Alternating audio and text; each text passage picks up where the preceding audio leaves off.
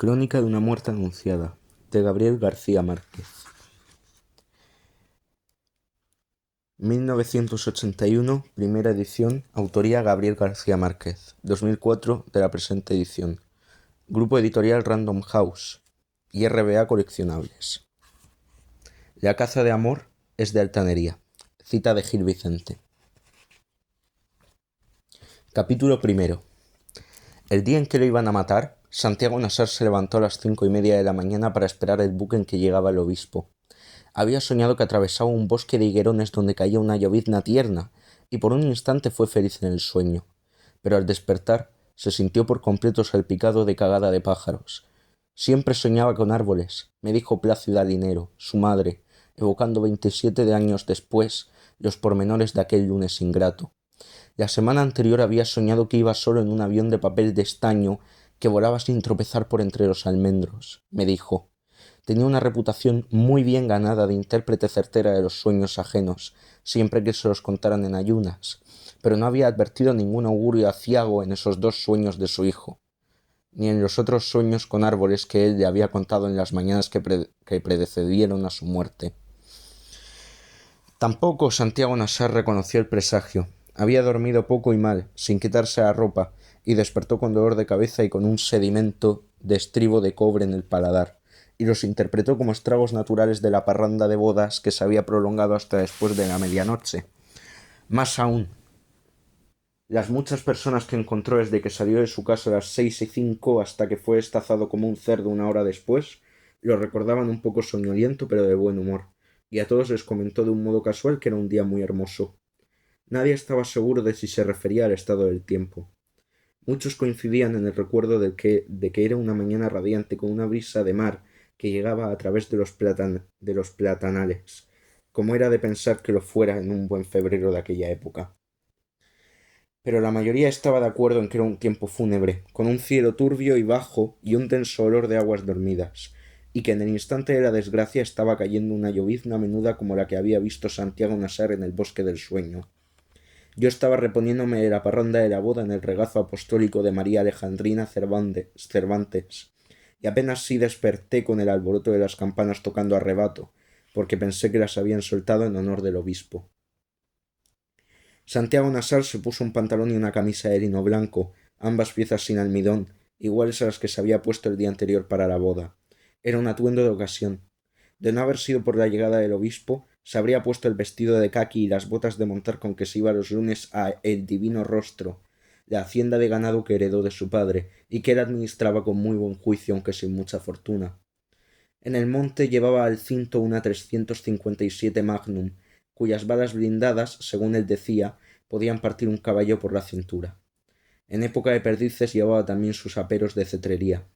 En el armario tenía además un rifle 30.06 Mannlicher Schonauer, un rifle 300 Holland Magnum, un 22 Hornet con mira telescópica de 2 poderes y una Winchester de repetición. Siempre dormía como durmió su padre, con el arma escondida dentro de la funda de la almohada, pero antes de abandonar la casa aquel día, le sacó los proyectiles y la puso en la gaveta de la mesa de noche. Nunca la dejaba cargada, me dijo su madre. Yo lo sabía, y sabía además que guardaba las armas en un lugar y escondía la munición en otro lugar muy apartado, de modo que nadie cediera ni por casualidad a la tentación de cargarlas dentro de la casa. Era una costumbre sabia impuesta por su padre desde una mañana en que una sirvienta sacudió la almohada para quitarle la funda, y la pistola se disparó al chocar contra el suelo, y la bala desbarató el armario del cuarto, atravesó la pared de la sala, pasó con un estruendo de guerra por el comedor de la casa vecina, y convirtió en polvo de yeso a un santo de tamaño natural en el altar mayor de la iglesia, al otro extremo de la plaza. Santiago Nassar, que entonces era muy niño, no olvidó nunca la lección de aquel percance. La última imagen que su madre tenía de él era la de su paso fugaz por el dormitorio. Le había despertado cuando trataba de encontrar a tientas una aspirina en el botiquín del baño, y ella encendió la luz y lo vio aparecer en la puerta con el vaso de agua en la mano, como había de recordarlo para siempre. Santiago Nassar le contó entonces el sueño, pero ella no les puso atención a los árboles. Todos los sueños con pájaros son de buena salud, dijo. Lo vio desde la misma hamaca y en la misma posición en que la encontré postrada por las últimas luces de la vejez, cuando volví a este pueblo olvidado tratando de recomponer con tantas astillas dispersas el espejo roto de la memoria. Apenas sí distinguía las formas a plena luz, y tenía hojas medicinales en las sienes para el dolor de cabeza eterno que le dejó su hijo la última vez que pasó por el dormitorio. Estaba de costado, agarrada a las pitas del cabezal de la hamaca para tratar de incorporarse, y había en la penumbra el olor del bautisterio que me había sorprendido la mañana del crimen. Apenas aparecí en el vano de la puerta me confundió con el recuerdo de Santiago Nassar. Ahí estaba, me dijo. Tenía el vestido de lino blanco lavado con agua sola porque era de piel tan delicada que no soportaba el ruido del almidón. Estuvo un largo rato sentada en la hamaca, masticando pepas de cardamina, hasta que se le pasó la ilusión de que el hijo había vuelto. Entonces suspiró. Fue el hombre de mi vida. Yo lo vi en su memoria. Había cumplido 21 años la última semana de enero, y era esbelto y pálido, y tenía los párpados árabes y los cabellos rizados de su padre. Era el hijo único de un matrimonio de conveniencia que no tuvo un solo instante de felicidad, pero él parecía feliz con su padre hasta que éste murió de repente, 3 años antes, y siguió pareciéndolo con la madre solitaria hasta el lunes de su muerte. De ella heredó el instinto. De su padre aprendió desde muy niño el dominio de las armas de fuego, el amor por los caballos y la maestranza de las aves de presa altas. Pero de él aprendió también las buenas artes del valor y la prudencia. Hablaban en árabe entre ellos, pero no delante de Plácida Dinero para que no se sintiera excluida. Nunca se les vio armados en el pueblo, y la única vez que trajeron sus halcones amaestrados fue para hacer una demostración de altanería en un bazar de caridad. La muerte de su padre lo había forzado a abandonar los estudios al término de la escuela secundaria, para hacerse cargo de la hacienda familiar. Por sus méritos propios, Santiago Nassar era alegre y pacífico, y de corazón fácil. El día en que lo iban a matar, su madre creyó que él se había equivocado de fecha cuando lo vio vestido de blanco. Le recordé que era lunes, me dijo, pero él le explicó que se había vestido de pontifical por si tenía ocasión de besarle anillo al obispo. Ella no dio ninguna muestra de interés. Ni siquiera se bajará del buque, le dijo. Echará una bendición de compromiso, como siempre, y se irá por donde vino. Odia a este pueblo. Santiago Nassar sabía que era cierto, pero los fastos de la iglesia le causaban una fascinación irresistible. Es como el cine, me había dicho alguna vez. A su madre, en cambio, lo único que le interesaba de la llegada del obispo era que el hijo no se fuera a mojar en la lluvia, pues lo había oído estornudar mientras dormía. Le aconsejó que llevara un paraguas, pero él le hizo un signo de adiós con la mano y salió del cuarto. Fue la última vez que lo vio. Victoria Guzmán, la cocinera, estaba segura de que no había llovido aquel día, ni en todo el mes de febrero. Al contrario, me dijo cuando vine a verla, poco antes de su muerte. El sol calentó más temprano que en agosto. Estaba descuartizando 3 conejos para el almuerzo, rodeada de perros acezantes, cuando Santiago Nassar entró en la cocina. Siempre se levantaba con cara de mala noche, recordaba sin amor Victoria Guzmán. Divina Flor, su hija, que apenas empezaba a florecer, le sirvió a Santiago Nassar un tazón de café cerrero con un chorro de alcohol de caña, como todos los lunes, para ayudarlo a sobrellevar la carga de la noche anterior. La cocina enorme, con el cuchicheo de la lumbre y las gallinas dormidas en las perchas, tenía una respiración sigilosa. Santiago Nassar masticó otra aspirina y se sentó a beber a sorbos lentos el tazón de café, pensando despacio, sin apartar la vista de las 2 mujeres que destripaban los conejos en la hornilla. A pesar de la edad, Victoria Guzmán se conservaba entera. La niña, todavía un poco montaraz, parecía sofocada por el ímpetu de sus glándulas. Santiago Nassar la agarró por la muñeca cuando ella iba a recibirle el tazón vacío. Ya estás en tiempo de desbravar, le dijo. Victoria Guzmán le mostró el cuchillo ensangrentado. Suéltala, Blanco, le ordenó en serio. De esa agua no beberás mientras yo esté viva. Había sido seducida por Ibrahim Nassar en la plenitud de la adolescencia. La había amado en secreto varios años en los establos de la hacienda, y la llevó a servir en su casa cuando se le acabó el afecto. Divina Flor, que era hija de un marido más reciente, se sabía destinada a la cama furtiva de Santiago Nassar, y esa idea le causaba una ansiedad prematura. No ha vuelto a nacer otro hombre como ese, me dijo, gorda y mustia, y rodeada por los hijos de otros amores. Era idéntico a su padre, le replicó Victoria Guzmán. Un mierda.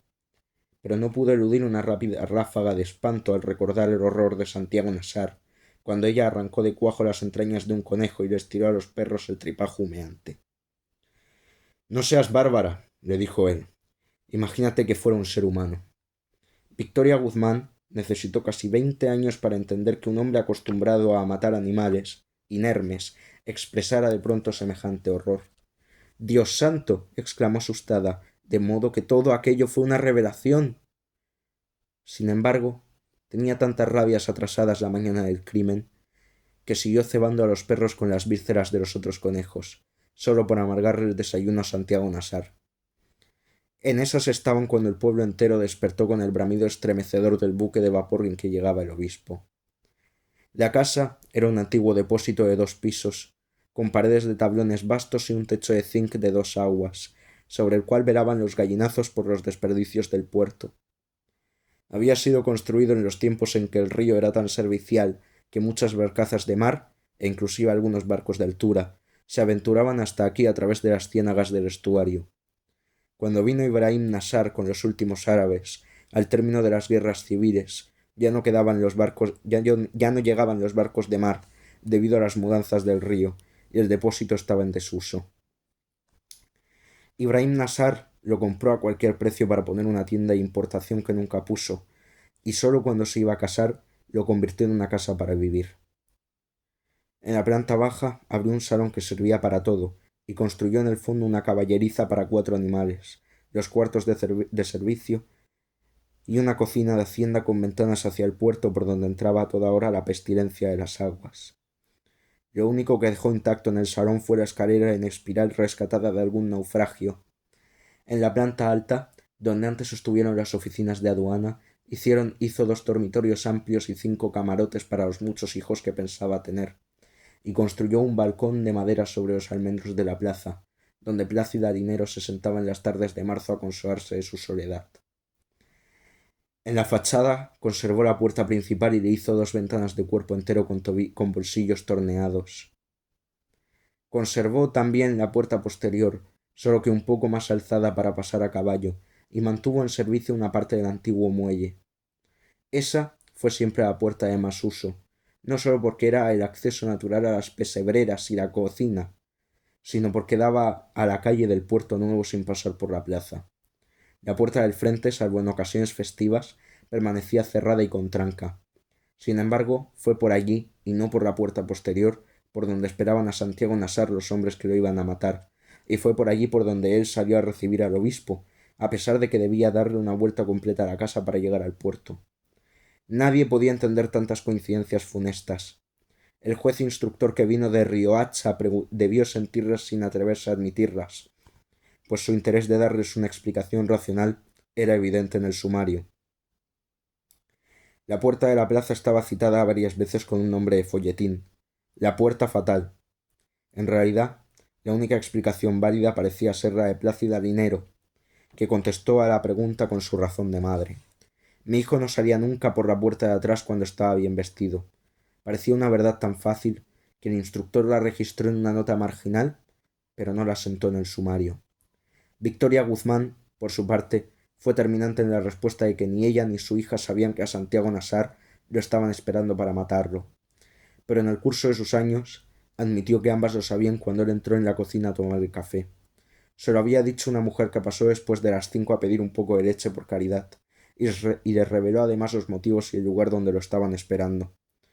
No lo previne porque pensé que eran habladas de borracho, me dijo.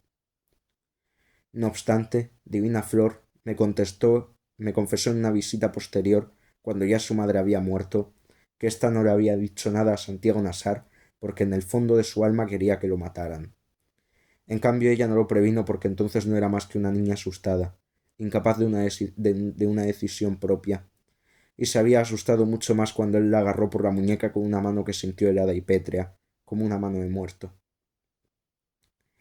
Santiago Nassar atravesó a pasos largos la casa en penumbra, perseguido por los bramidos de júbilo del buque del obispo. Divina Flor se le adelantó para abrirle la puerta, tratando de no dejarse alcanzar por entre las jaulas de pájaros dormidos del comedor, por entre los muebles de mimbre y las macetas de helechos colgados de la sala. Pero cuando quitó la tranca de la puerta, no pude evitar otra vez la mano de Gavilán Carnicero. Me agarró toda la panocha, me dijo Divina Flor. Era lo que hacía siempre cuando me encontraba sola por los rincones de la casa. Pero aquel día no sentí el susto de siempre, sino unas ganas horribles de llorar. Se apartó para dejarlos salir, y a través de la puerta entreabierta vio los almendros de la plaza, nevados por el resplandor del amanecer. Pero no tuvo valor para ver nada más. Entonces se acabó el pito del buque y empezaron a cantar los gallos, me dijo. Era un alboroto tan grande que no podía creerse que hubiera tantos gallos en el pueblo, y pensé que venían en el buque del obispo. Lo único que ella pudo hacer por el hombre que nunca había de ser suyo fue dejar la puerta sin tranca, contra las órdenes de Plácida Linero, para que él pudiera entrar otra vez en caso de urgencia. Alguien que nunca fue identificado había metido por debajo de la puerta un papel dentro de un sobre, en el cual le avisaban a Santiago Nassar que lo estaban esperando para matarlo, y le revelaban además el lugar y los motivos, y otros detalles muy precisos de la confabulación. El mensaje estaba en el suelo cuando Santiago Nassar salió de su casa, pero él no lo vio, ni lo vio Divina Flor, ni lo vio nadie hasta mucho después de que el crimen fue consumado. Habían dado las 6 y aún seguían encendidas las luces públicas. En las ramas de los almendros y en algunos balcones estaban todavía las guirnaldas de colores de la boda, y hubiera podido pensarse que acababan de colgarlas en honor del obispo. Pero a la plaza cubierta de baldosas hasta el atrio de la iglesia, donde estaba el tablado de los músicos, parecía un muladar de botellas vacías y toda clase de desperdicios de la parranda pública. Cuando Santiago Nassar salió de su casa, varias personas corrían hacia el puerto, apremiadas por los bramidos del buque. El único lugar abierto en la plaza era una tienda de leche a un costado de la iglesia, donde estaban los 2 hombres que esperaban a Santiago Nassar para matarlo. Clotilde Armenta, la dueña del negocio, fue la primera que lo vio en el resplandor del alba, y tuvo la impresión de que estaba vestido de aluminio. Ya parecía un fantasma, me dijo. Los hombres que lo iban a matar se habían dormido en los asientos, apretando en el regazo los cuchillos envueltos en periódicos, y Clotilde Armenta reprimió el aliento para no despertarlos. Eran gemelos, Pedro y Pablo Vicario. Tenían 24 años, y se parecían tanto que costaba trabajo distinguirlos. Eran de catadura espesa pero de buena índole, decía el sumario. Yo, que los conocía desde la escuela primaria, hubiera escrito lo mismo. Esa mañana llevaban todavía los vestidos de paño oscuro de la boda, demasiado gruesos y formales para el Caribe, y tenían el aspecto devastado por tantas horas de mala vida, pero habían cumplido con el deber de afeitarse. Aunque no habían dejado de beber desde la víspera de la parranda, ya no estaban borrachos al cabo de 3 días, sino que aparecían sonámbulos desvelados. Se habían dormido con las primeras horas del amanecer, después de casi 3 horas de espera en la tienda de Clotilde Armenta, y aquel era su primer sueño desde el viernes. Apenas si habían despertado con el primer bramido del buque, pero el instinto los despertó por completo cuando Santiago Nassar salió de su casa. Ambos agarraron entonces el rollo de periódicos, y Pedro Vicario empezó a levantarse. Por el amor de Dios, murmuró Clotilde Armenta, déjenlo para después, aunque sea por respeto al señor obispo. Fue un soplo del Espíritu Santo, repetía ella a menudo. En efecto, había sido una ocurrencia providencial, pero de una virtud momentánea. Al oírla, los gemelos vicarios reflexionaron, y el que se había levantado volvió a sentarse. Ambos siguieron con la mirada a Santiago Nassar cuando empezó a cruzar la plaza. Lo miraban más bien con lástima, decía Clotilde Armenta. Las niñas de la escuela de monjas atravesaron la plaza en ese momento trotando en desorden con sus uniformes de huérfanas. Plácida Linero tuvo razón. El obispo no se bajó del buque. Había mucha gente en el puerto además de las autoridades y los niños de las escuelas, y por todas partes se veían los guacales de gallos bien cebados que le llevaban de regalo al obispo, porque la sopa de crestas era su plato predilecto. En el muelle de carga había tanta leña arrumada que el buque habría necesitado por lo menos 2 horas para cargarla. Pero no se detuvo. Apareció en la vuelta del río, rezongando como un dragón, y entonces la banda de músicos empezó a tocar el himno del obispo, y los gallos se pusieron a cantar en los guacales, y alborotaron a los otros gallos del pueblo. Por aquella época, Los legendarios buques de rueda alimentados con leña estaban a punto de acabarse, y los pocos que quedaban en servicio ya no tenían pianola ni camarotes para la luna de miel, y apenas si lograban navegar contra la corriente. Pero este era nuevo, y tenía 2 chimeneas en vez de una con la bandera pintada como un brasal, y la rueda de tablones de la popa le daba un ímpetu de barco de mar. En la baranda superior, junto al camarote del capitán, iba el obispo de sotana blanca con su séquito de españoles. Estaba haciendo un tiempo de Navidad, había dicho mi hermana Margot. Lo que pasó, según ella, fue que el silbato del buque soltó un chorro de vapor a presión al pasar frente al puerto y dejó ensopados a los que estaban más cerca de la orilla. Fue una ilusión fugaz. El obispo empezó a hacer la señal de la cruz en el aire frente a la muchedumbre del muelle, y después siguió haciéndola de memoria, sin malicia ni inspiración, hasta que el buque se perdió de vista y solo quedó el alboroto de los gallos. Santiago Nassar tenía motivos para sentirse defraudado. Había contribuido con varias cargas de leña a las solicitudes públicas del padre Carmen Amador, y además había escogido él mismo los gallos de crestas más apetitosas. Pero fue una contrariedad momentánea. Mi hermana Margot, que estaba con él en el muelle, lo encontró de muy buen humor y con ánimos de seguir la fiesta, a pesar de que las aspirinas no le habían causado ningún alivio. No parecía resfriado y solo estaba pensando en lo que había costado la boda, me dijo. Cristo Bedoya, que estaba con ellos, reveló cifras que aumentaron el asombro. Había estado de parranda con Santiago Nassar y conmigo hasta un poco antes de las 4, pero no había ido a dormir donde sus padres, sino que se quedó conversando en casa de sus abuelos. Allí obtuvo muchos datos que le faltaban para calcular los costos de la parranda. Contó que se habían sacrificado 40 pavos y 11 cerdos para los invitados, y 4 terneras que el novio puso a asar para el pueblo en la plaza pública. Contó que se consumieron 205 cajas de alcoholes de contrabando y casi 2000 botellas de ron de caña, que fueron repartidas entre la muchedumbre. No hubo una sola persona, ni pobre ni rica, que no hubiera participado de algún modo en la parranda de mayor escándalo que se había visto jamás en el pueblo. Santiago Nassar soñó en voz alta. Así será mi matrimonio, dijo. No les alcanzará la vida para contarlo. Mi hermana sintió pasar el ángel. Pensó una vez más en la buena suerte de Flora Miguel, que tenía tantas cosas en la vida y que iba a tener además a Santiago Nassar en la Navidad de ese año. Me di cuenta de pronto de que no podía haber un partido mejor que él, me dijo. Imagínate, bello, formal y con una fortuna propia a los 21 años. Ella solía invitarlo a desayunar en nuestra casa cuando había caribañolas de yuca, y mi madre las estaba haciendo aquella mañana. Santiago Nassar aceptó entusiasmado. Me cambio de ropa y te alcanzo, dijo, y cayó en cuenta de que había olvidado el reloj en la mesa de noche. ¿Qué hora es? Eran las 6:25. Santiago Nassar tomó del brazo a Cristo Bedoya y se lo llevó hacia la plaza. Dentro de un cuarto de hora estoy en tu casa, le dijo a mi hermana. Ella insistió en que se fueran juntos de inmediato porque el desayuno estaba servido. Era una insistencia rara, me dijo Cristo Bedoya, tanto que a veces he pensado que Margot ya sabía que lo iban a matar y quería esconderlo en tu casa. Sin embargo, Santiago Nassar la convenció de que se adelantara mientras él se ponía la ropa de montar, pues tenía que estar temprano en el divino rostro para castrar terneros. Se despidió de ella con la misma señal de la mano con que se había despedido de su madre, y se alejó hacia la plaza llevando el brazo a Cristo Bedoya. Fue la última vez que lo vio.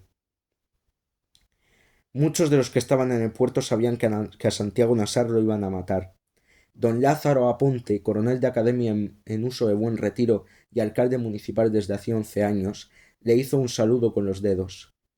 Yo tenía mis razones muy reales para creer que ya no corría ningún peligro, me dijo. El padre Carmen Amador tampoco se preocupó.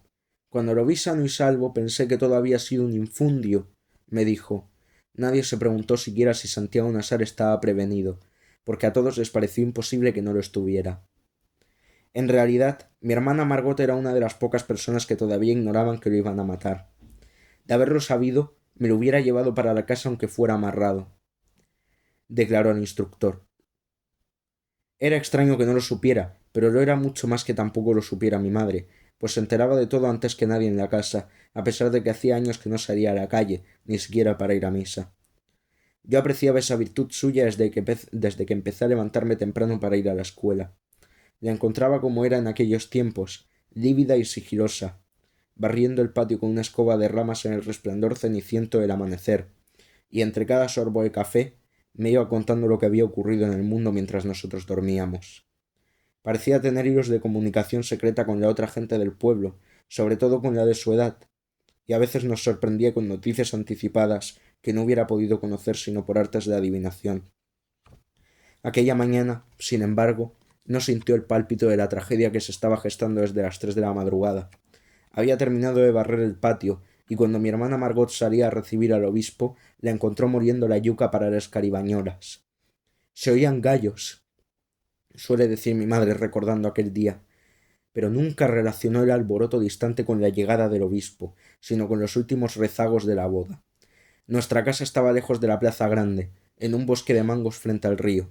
Mi hermana Margot había ido hasta el puerto caminando por la orilla, y la gente estaba demasiado excitada con la visita del obispo para ocuparse de otras novedades.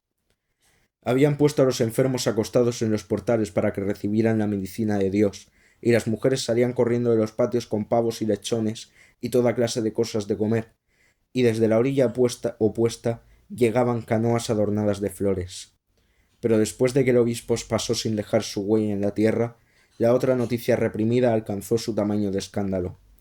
Entonces fue cuando mi hermana Margot la conoció completa y de un modo brutal.